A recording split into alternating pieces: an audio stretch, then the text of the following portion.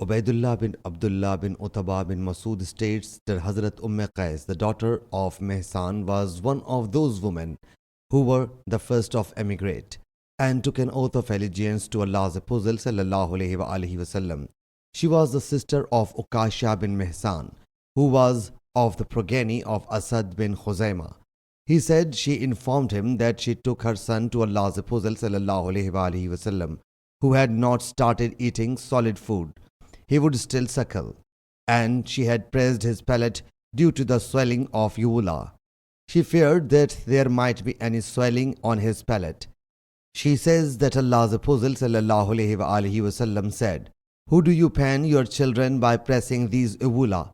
You must use aloes wood, for therein lies a cure for 7 diseases, and pleurisy is one of them."